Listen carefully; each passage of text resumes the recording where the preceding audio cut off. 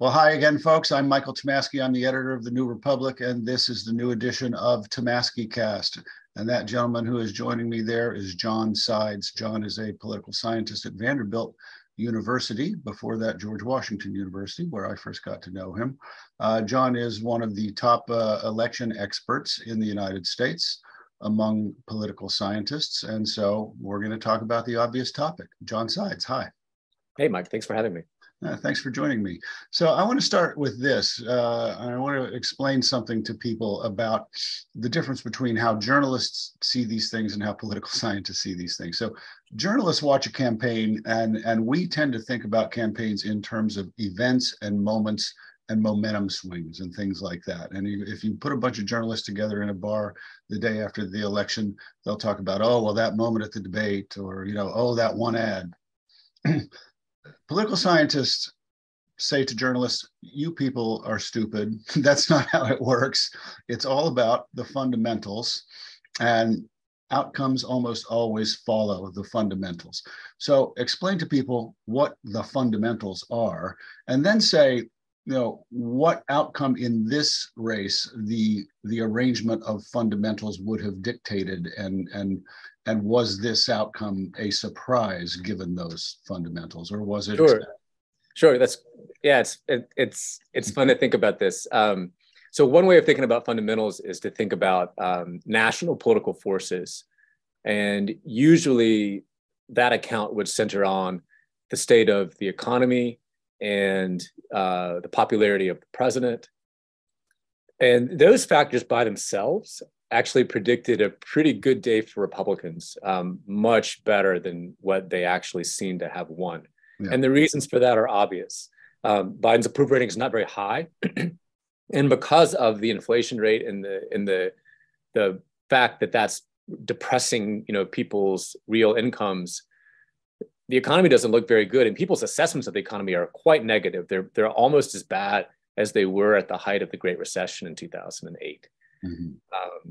So whatever good economic news you occasionally see, like growth in the gross domestic product or continued low unemployment, seems to be outweighed by the effects of historically high inflation.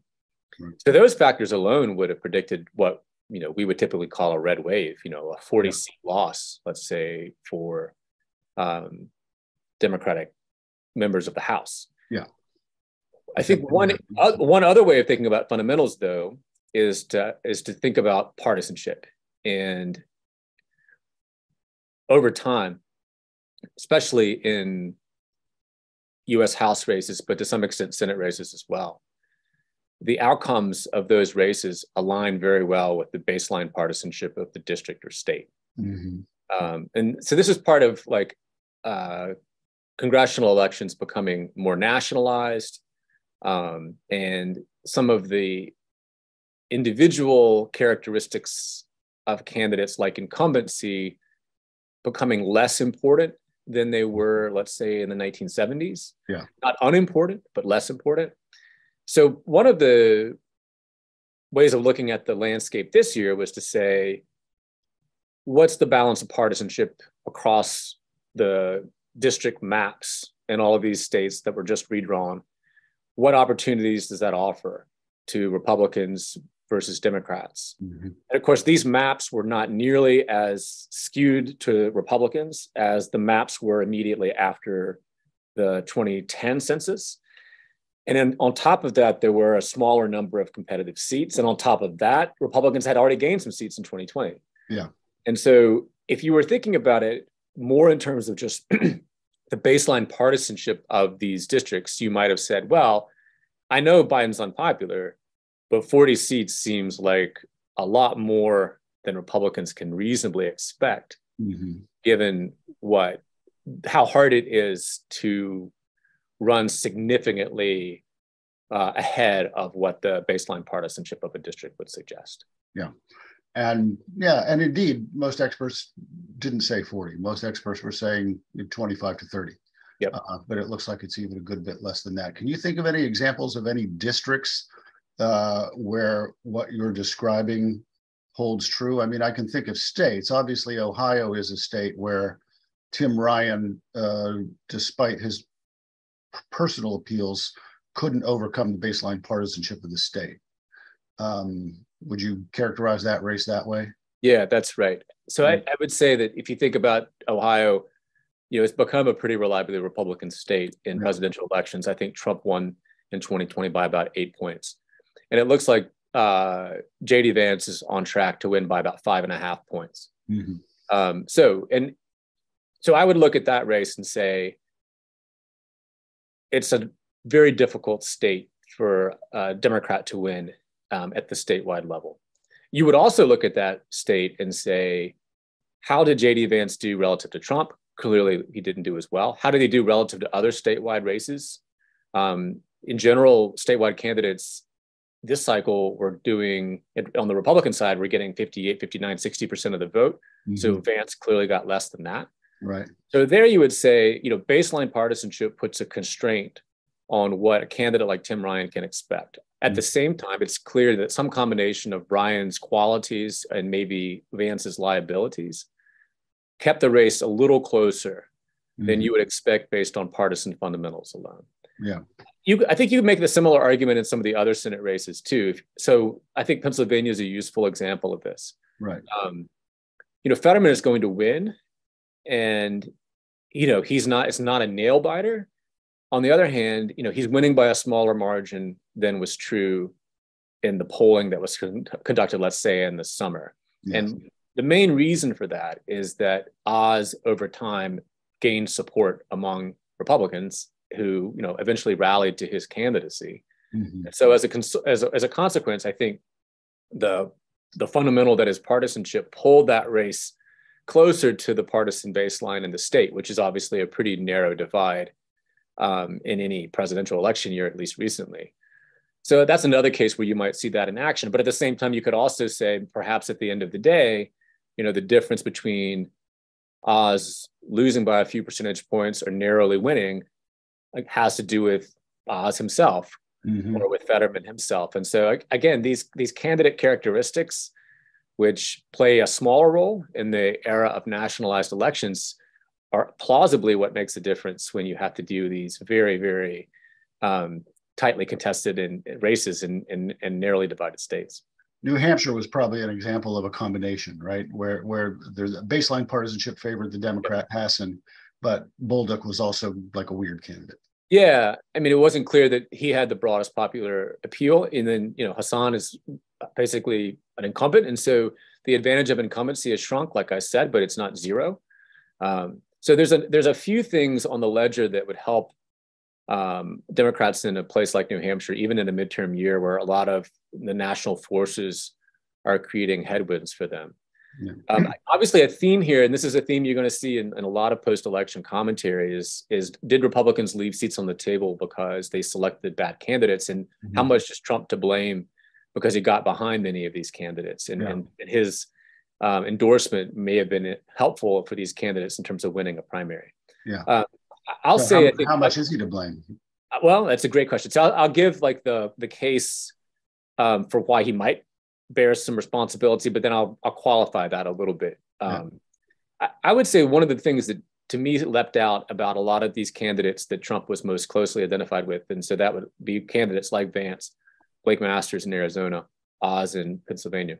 What was interesting to me is they had this one important thing in common with Trump, which was they weren't very good at many of the mechanics of being a candidate for a major office. Trump was famously challenged in terms of raising money. Yeah. He was outspent and out fundraised by Clinton in 2016, and then even more by Biden in 2020, even though, in the spring of 2020, Trump's campaign was advertising itself as a Death Star that was about to unleash, its laser beam on unsuspecting planets like Biden. So that didn't come to pass. Yeah. I was struck watching Masters, watching Vance, watching Oz, how similar they were in that sense. They were unable to get the kind of either small dollar support or to get larger dollar donations from the usual corners of the Republican Party. And so as a consequence, they were outspent, and more importantly, they were out advertised. Yeah. So in the preliminary data that comes from like September and October, there were periods of time in both Pennsylvania, Arizona, to some extent Ohio, where, in a typical week, there might be 1,000 more ads aired by the Democratic candidate than the Republican candidate. So ads still make a difference? Yeah, they do down the ballot. More so down the ballot than in presidential years, where I think Trump, despite the challenges he had fundraising and despite getting outspent, it's not clear at the end of the day exactly how much that cost him in terms of margin. Mm-hmm. But when you have like even a US Senate race, pretty high profile race, the effects of ads are large enough that if you can run up a margin of where we're talking about, there are thousands more ads for you than your opponent over the 2 months before the election. Mm-hmm. We're talking about maybe the difference of 1 or 2 percentage points of vote share. Yeah. And depending on how much of a margin you had at the end of the day on the airwaves. So now I would never say that we can prove that advertising was the reason why Fetterman wins or why Mark Kelly wins. I would just say it's easily one of the important factors. And I think at the end of the day, if I were the Republican Party, I would be looking very carefully at not only Trump's track record as a candidate, but also the track record of the candidates he tends to get behind. And I would, separate from what they believe, what their political experience was, are they outsiders or are they whatever? I would just say, hey, are they actually going to execute the basic functions of campaigning well? Yeah. And it was pretty clear both from their fundraising and from some of the on-the-ground reporting about how these candidates were being received, just when they were doing the usual kinds of shaking hands and giving speeches and stuff like that. It was clear that there wasn't always a lot of enthusiasm for them. At the end of the day, Vance wins.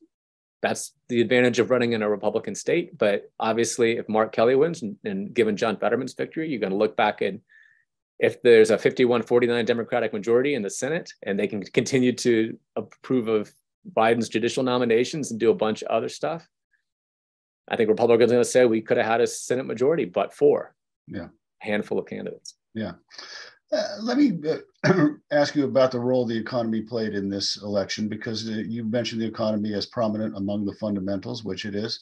And, as you mentioned, people have very negative views about the economy. So that should have portended a bigger Republican number. And the inflation issue, which was the constant theme of the media, that inflation was drowning out everything else.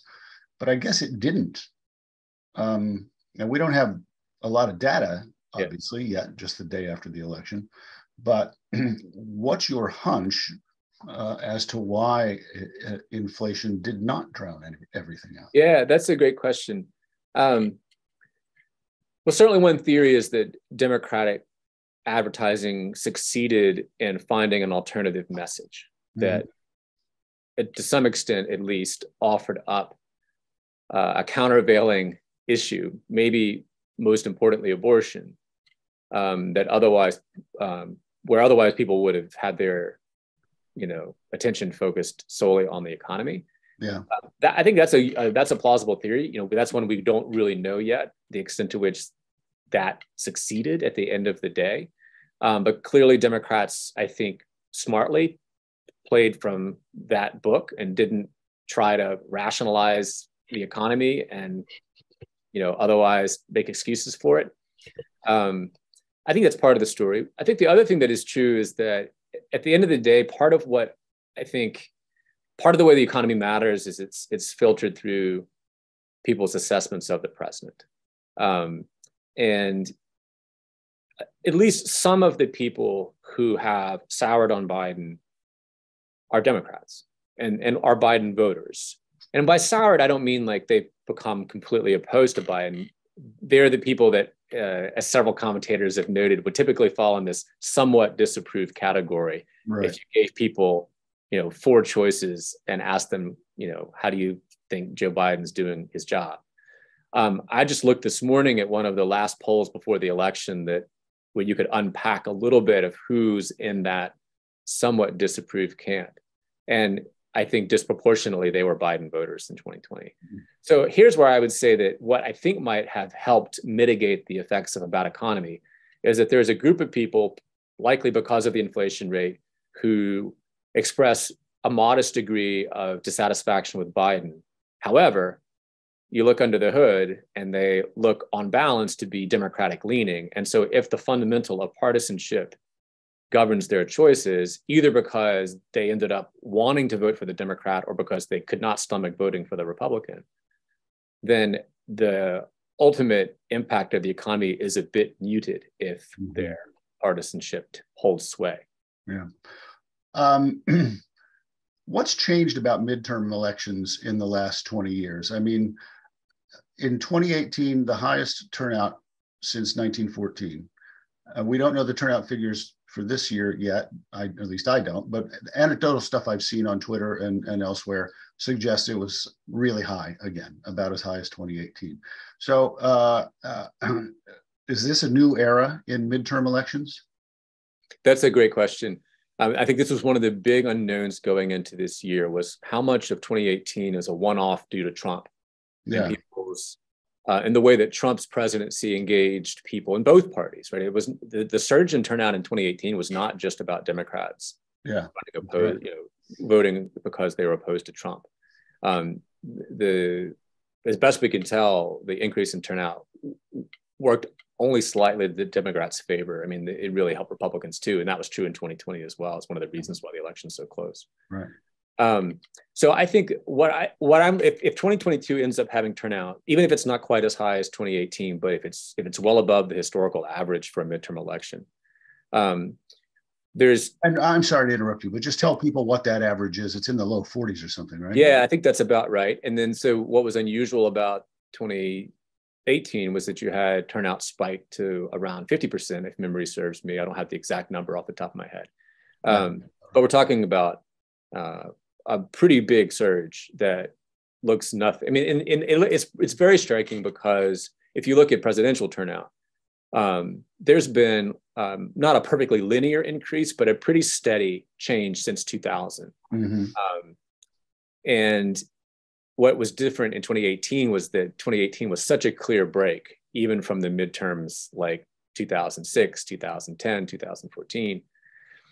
So I would say that part of what I think we're learning from 2022, if turnout remains above its historical average, either we could be learning that Trump's continued presence in national politics continues to be a motivator, particularly when so many of the candidates are associated with him, or where it seems like the choice that people are being asked to make is in part a choice between a Democratic Party and a Trump-branded Republican Party.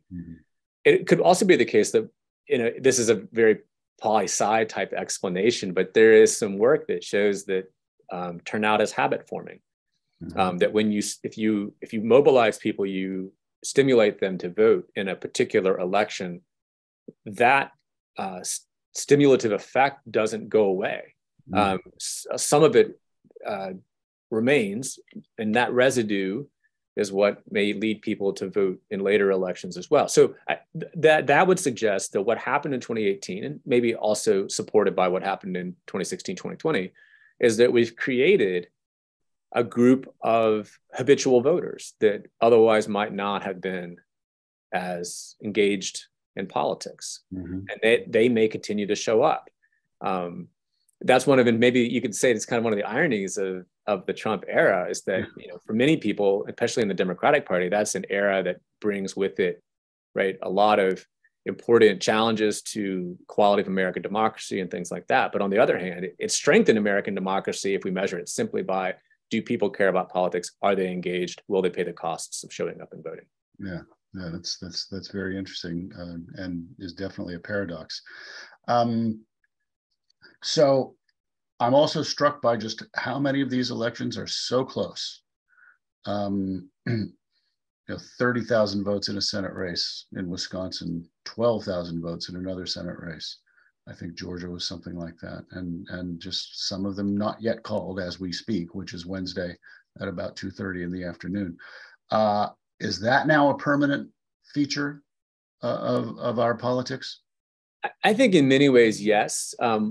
In our book about 2020, one of the things that we talk about is how much the two parties have moved to relative parity in the electorate. That's visible in the national electorate. If you just ask people, are they Democrats or Republicans. The difference between those fractions is now like 4 percentage points in 2020. Mm-hmm. Obviously, in the New Deal, post-New Deal era, the Democrats had a much larger advantage.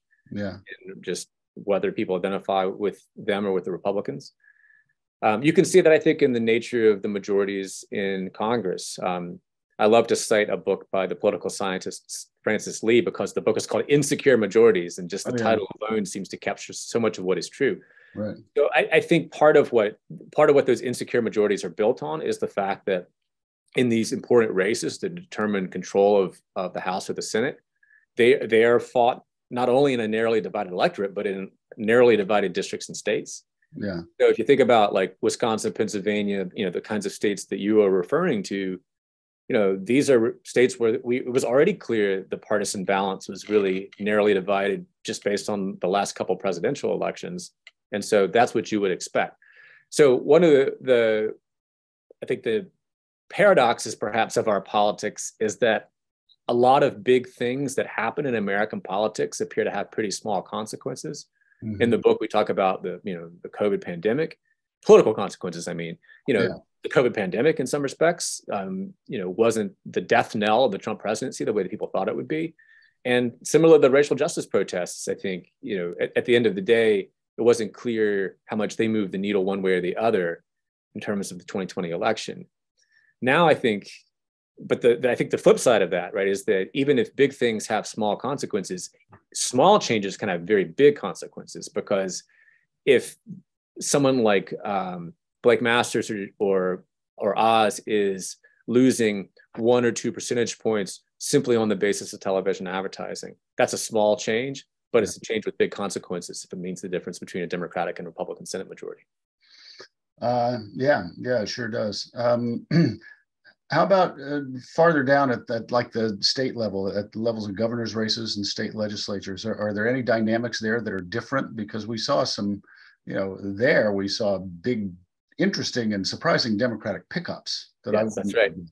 Yeah, usually the nature of midterm seat loss is it's pretty consistent across levels of office. Uh-huh. And the best example of that would be like the 2010 midterm, where not only did Democrats lose a bunch of seats in the U.S. House, they lost a bunch of state legislative seats, hundreds and hundreds of state legislative seats, control of a bunch of state legislative chambers, of which, of course, was incredibly consequential when the redistricting cycle happened. So I think you're right. So this is one of the curiosities and puzzles of this particular midterm election, was the Democrats' ability, for example, to gain, unified control of government in Michigan, win a bunch of offices there. Yeah. Do better in other state legislative and do better in some governor's races, to be able to win the Wisconsin governor's election, to be able to win the Pennsylvania governor's election. Even as they're not necessarily doing as well in places like New York and Florida, where they appear to have not as much strength down the ballot. So to me, I think this is one of the things where I think we would definitely need to give more time to figure out exactly what happened. But to me, it's consistent with an election where the political dynamics were complex enough, not only to prevent Republicans from gaining seats at the level of a red wave, but also to give Democrats opportunities even for pickups or to hold seats that were otherwise in threat, and then actually expand their power in some states. So yeah, this is one of the things we're going to have to try to get our hands around. It occurs to me when I was studying political science, when I was a graduate student, I was learning for the first time about realigning elections and what realignments were. These are elections that are just like the word sounds, that cause a fundamental shift in the makeup of the American electorate and in the way people think and see the country and the world. 1932 was such an election. 1980 was, I guess there was some debate, but I think most people now say that was a realigning election. Are realigning elections impossible now?